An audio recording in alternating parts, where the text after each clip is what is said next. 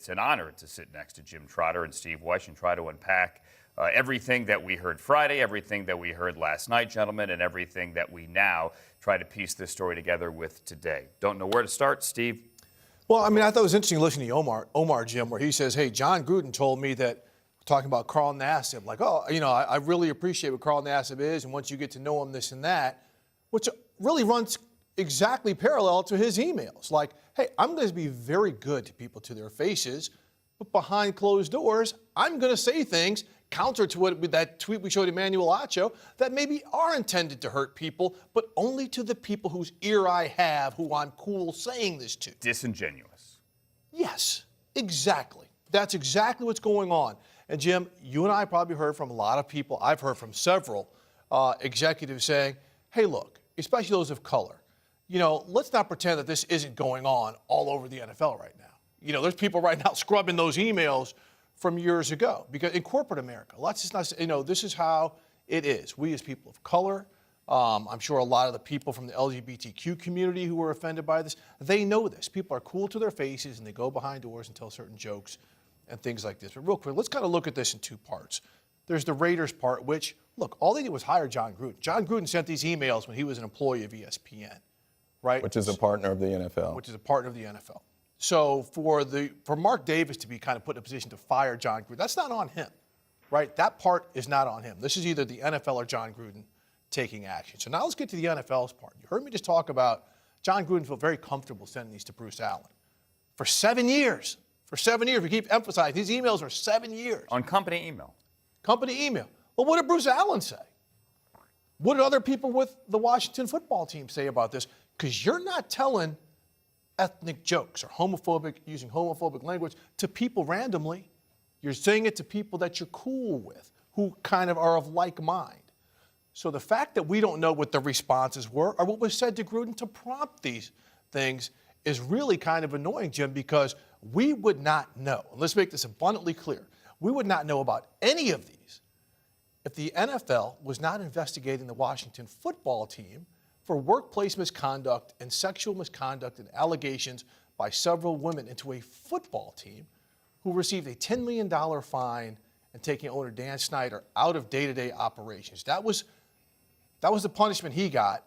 And then Jon Gruden now, as kind of a sidebar to this, is out of a job for some emails that were discovered among 650,000, Jim.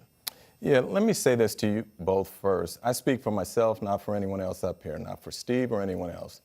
I am completely exhausted by this. I'm exhausted by the constant attacks on black people in this league. Look, we can focus on Jon Gruden here. Jon Gruden is a very small tree in a very large forest, in my opinion, of passive-aggressive behavior towards black people at the NFL. I feel that way. Now, why do I say that?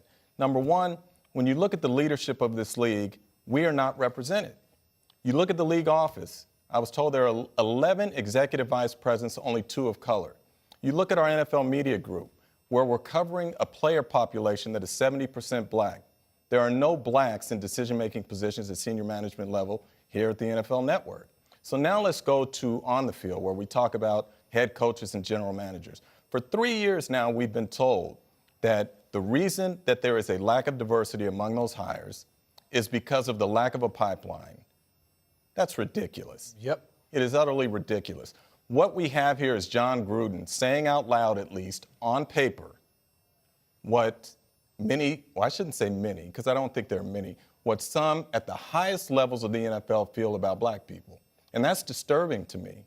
So when we look at why aren't we being put in positions of power or authority in the NFL, is it because some owners think the way Jon Gruden thinks? Because what he said to me was completely offensive. And look, this league was built on the blacks, as this league is now, is built on the blacks of black labor, these players. So to have a comment like that about a black man in this league, can't accept it, can't tolerate it. And I think it speaks to a larger problem at the NFL that needs to be addressed. Why'd he coach Sunday? I have no idea. You would have to ask Mark Davis that. Look, that is part of the annoyance. In a conversation I had last night with somebody who was involved in this process, that was part of the annoyance from the league, is that they had, the Raiders meaning, and Jon Gruden, all of the emails that came out in the New York Times about black people, about DeMore Smith, the union head who supposedly had lips as big as Michelin tires. Oh, I didn't mean that to be offensive.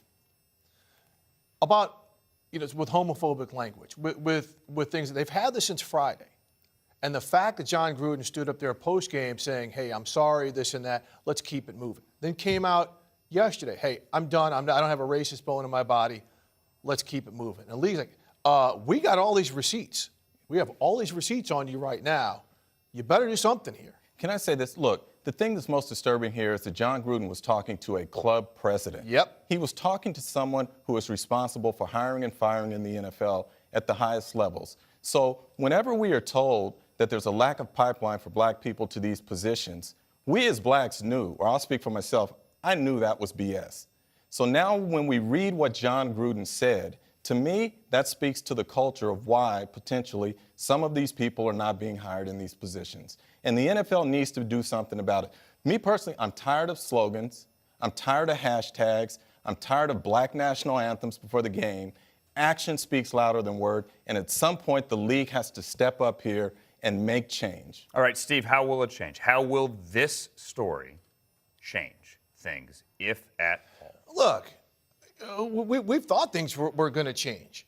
Okay, We're always will told this they're going matter? to change. Okay, We're always told. Will this matter?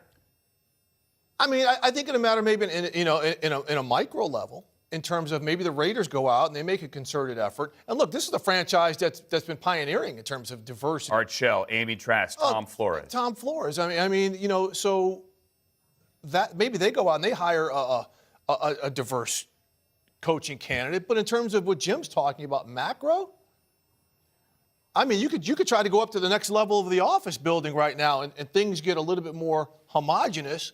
Fool me once, shame on you. Fool me twice, shame on me. That's how I feel. Let's see action. I don't want to hear any words. Let's see action. Yeah. I mean, that's what it has to. And we know the NFL has come out and said it's taken action. They've done certain steps along the way with the Players Coalition and whatnot. But in terms of leadership, and as Jim said, using this excuse that there's no pipeline, that doesn't work. That does not absolutely work, from coaches to executives, from in team offices to in the NFL offices themselves. The excuses, and Jim and I have talked about this for years, the excuses are done. It's action. When my kids give me excuses, I'm like, hey, don't give me excuses. Just handle your business. That's what it comes down to. Remains to be seen how the business is handled here moving forward. Jon Gruden out as head coach of the Raiders. Rich Bisaccia, one of his former lieutenants from all the way back in Tampa, takes over, at least for now, on an interim basis. 11 days ago, this team was 3-0 and flying high.